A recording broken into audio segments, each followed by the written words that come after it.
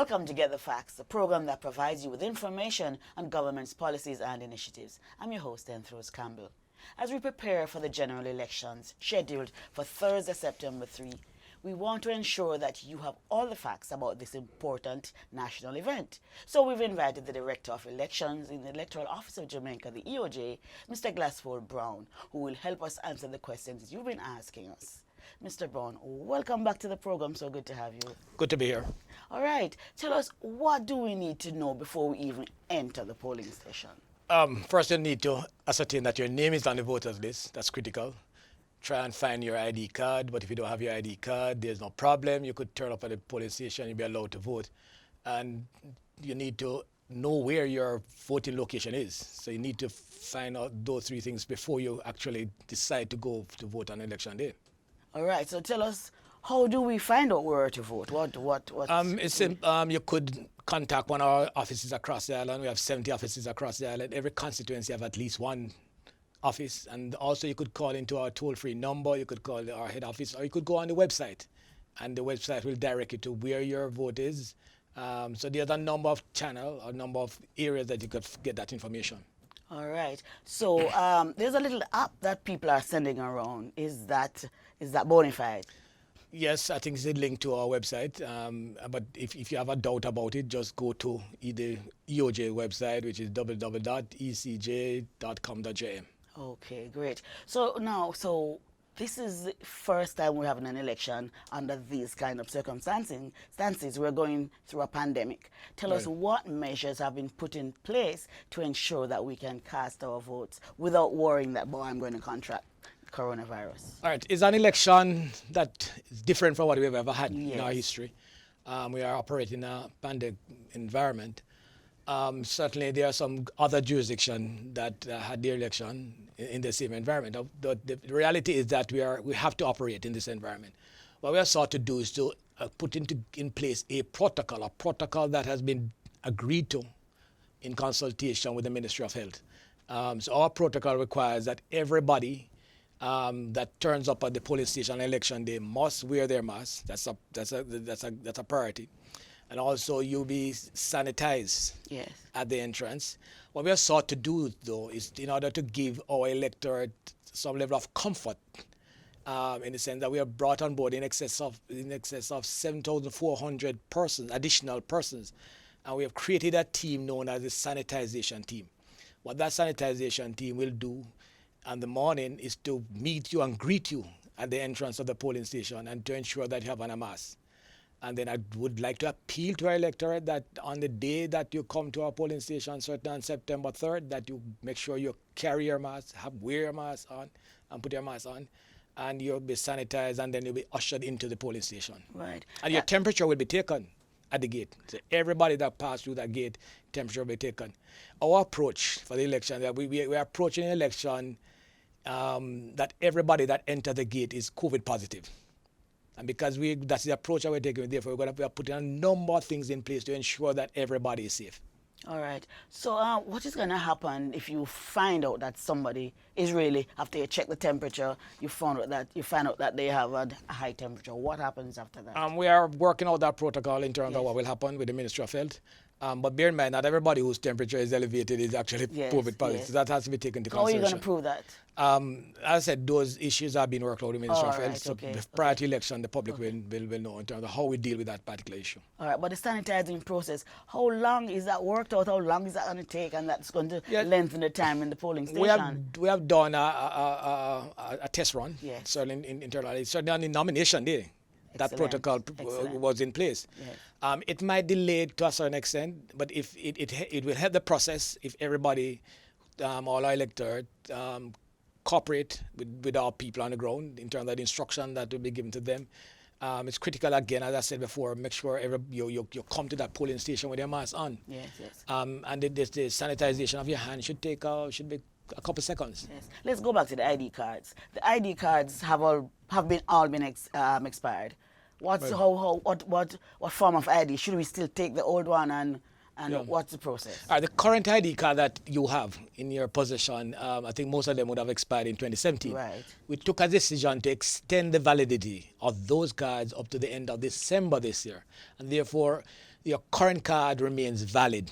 And therefore, if you need to bring that card along with you to the polling station, what it does, it lends itself for a faster processing of the electorate on the day itself. However, and I must remind everybody, if you can't find your card, it does not mean that you will not be allowed to vote. You can still come to the polling station.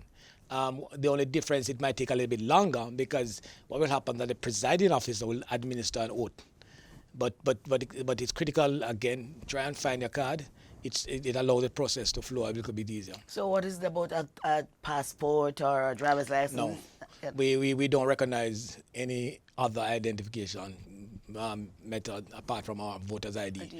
Okay. But as I said before, if you can't find that ID and you misplace it or put it somewhere else, you will be accommodated. The difference is you're going to take a oath. What we have in the polling station, we have a means by which we can identify everybody. Every polling station have what we call a black book. In the black book, you have all the biometric data, every data on every elector that is on the list. So therefore, we can use that to check. And also within the polling station, there's a photograph listing. Okay. Any special measures for older persons 65 and over? We are seeking to put in place an assistance for the elderly, our seniors, citizens. What will happen that a senior citizen that turns up on the day will be the supervisor. Every location have an EOJ supervisor. The EOJ supervisor will seek to bring that person to the front of the line so that we'll be able to get them in and out of the polling station as quick as possible. And I would appeal to the other voters in the line to understand the rationale for us to do so, because we are trying to get everybody in and out of the polling station as quick as possible. But I would like to make a recommendation to our senior citizens. I would recommend that you don't turn up very early in the morning, because what happened, the history is that a lot of persons turn up early, between 7 and 10 and 7:11. So the senior citizens are able to stagger their time in terms of coming between, so for example, between 11 and 2. At that time period, you normally find that the traffic into the polling station is a little bit low. Oh, okay, good. All right, let's take a break now. We'll come back with more discussion on how to vote next week, Thursday, September 3, for our national elections.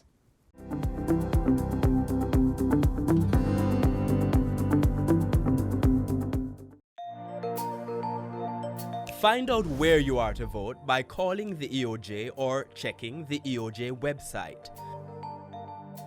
Remember to bring your voter ID card. Current voter ID cards are valid until December 2020.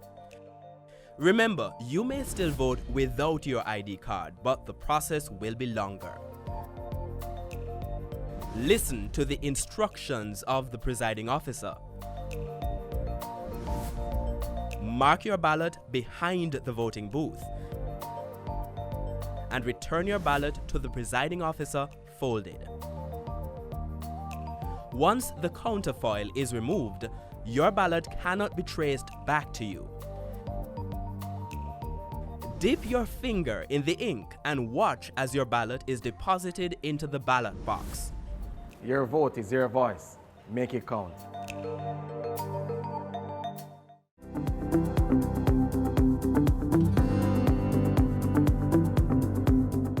Welcome back to Get the Facts. We're talking about the general elections coming up next week, Thursday, and our guest is Director of Elections, Glasspole Brown. Thank you so much for staying with us.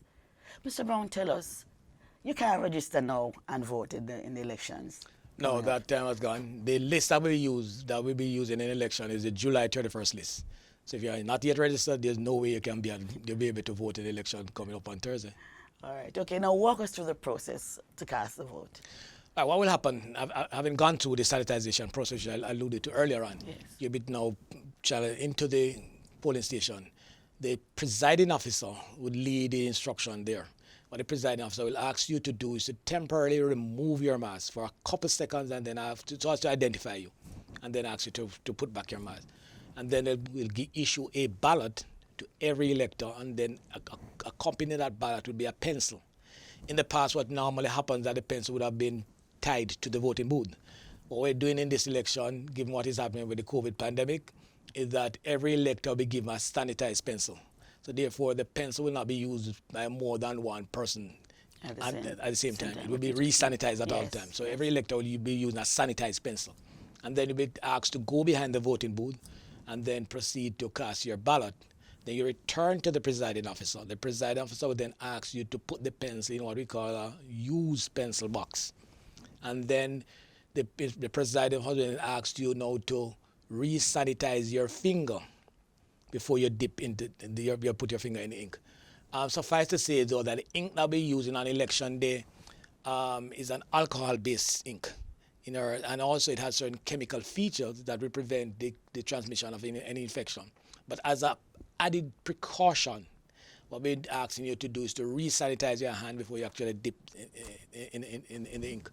And then after that the process is completed, you'd bend the channel outside of the voting booth, and then I suggest that you go home and wait for the result later in the night. Yes. Now, some constituencies will be using what we call the electronic voter identification and ballot issuing system.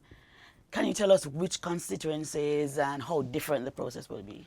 All right, those are what we call the electronic, where we have removed the ballot aspect of it. It's now the electronic voter identification system. Oh. Those now will be used in 7 constituencies. And the 7 constituencies, they include Western St. Andrew, West Central St. Andrew, East Kingston and Port Royal, East Rural St. Andrew, Central St. Catherine, Eastern St. Catherine. Those are the constituencies that we use. What it does is that it uses biometrics. In other words, your fingerprint is used to identify you, and that allows the process to move a little bit faster. Faster, yes. All right, so it's our computer-based system that will be used in those 7 constituencies on the day. Okay, so the plan is to roll that out in the future. The thinking of certain vision of the commission is that we hope to roll that out in as many as possible as in terms of the number of constituencies. Certainly our vision is to put them in the 7,000 polling stations across the island. We have started the process. Yes. It's now at the procurement committee, PPC. Yes. So hopefully during the next election cycle, we'll be able to roll out those gadgets across the entire island. Okay, excellent. So what have you been doing as the EOJ to assist voter education? What we have been doing, we have been meeting with a number of organizations. We have been out there in the press. We have a public education department that have been sending out information. We have been meeting with youth groups, etc. So we have been certainly in terms of even with the schools, the sixth formers, etc., providing them with information in terms of the process and what is involved in terms of, and trying to encourage them to be a part of the process. So we have been doing that certainly over the last couple of weeks and the last couple of months, etc. Yes, and we've been hearing some ads on radio and TV as well. Right, Yes. so that's geared towards that. Yes, excellent. Election day workers, how are they selected and they're trained? Tell us about the training. All right, what happened that day, for you to be an election day worker, you have to be 18 and over, right? And you have to be not politically neutral. You know, there should be no level of bias. There's in terms of your activities in the past, etc. So you go through an interview process, and then we select them, and then we carry you through a training process. And the process normally takes place across the island. It covers at least 4 to 5 training. And what it does is basically look at what is required under the Representation of the People's Act, ROPA that is, and what we train you in terms of what you need to do on the day. Having trained them, then we are then selected and assigned to the different polling stations. And we have recruited in excess of a little bit under 30,000 workers to assist us. And that included presiding officers, the poll clerk, and a group of persons known as the one-day policemen. Yes. And also a new group of persons will be the sanitization team. Right, so politically neutral mean they shouldn't be an activist. They should not be an activist and should not display any activism as it Right, relates to any, be present or in the past. Right. How will you keep your staff safe in the face of this highly contagious virus that we're experiencing? All right, we have paid special attention in terms of our staff, in terms of protecting them. Every one of our staff members who will be working on the day will have on a face shield. In addition, they'll have to wear their masks. They'll be given your gloves, access to gloves. They will be given the necessary sanitizers. A bottle of sanitizer will be on the table beside them. So after every action, they can then re-sanitize their hands, etc. And what we haven't also been doing is that a part of the sanitization team, the 7,400 persons that we have recruited, There'll be continuous sanitization of the polling station, the desks that our workers will working on, etc., during the course of the day. Excellent. Remind us now of the opening hours of the polling stations and also the time allotted to each Jamaican for voting. All right. The polling station will open at 7 a.m. and it closes at 5 p.m. Suffice to say, though, if anybody find themselves in the line at 5 p.m., they must be allowed to vote. The process will continue until the last person in the line casts their ballot. By law, every elector, every worker is allowed a time off at least 3 hours. Yes. However, if you start working at 10 o'clock, it does not apply. Or if you leave work at 2 p.m., it does not apply. So outside of that band, you are required to be given 3 hours for you to allow you to cast your ballot. All right. Is the EOJ ready? We're ready. Certainly, we have an election on. Certainly, our workers and the security forces will cast their ballot on Monday. We are ready for that election, and we are very ready for Thursday. Okay, thank you so very much, and we wish you all the best for these elections. Thank you. This has been Get the Facts. Our guest was Director of Elections, Glasspole Brown. For more information, you may call the EOJ at 876-922-0425-9 or toll free at 888-991-VOTE. That is 888-991-8683. Remember, as you go out to cast your votes on Thursday, wear your mask, practice physical distancing, and use an alcohol-based hand sanitizer if soap and water is not available. Until next time, when Get the Facts brings you more useful information, I'm Rose Campbell. Thanks for watching and take good care.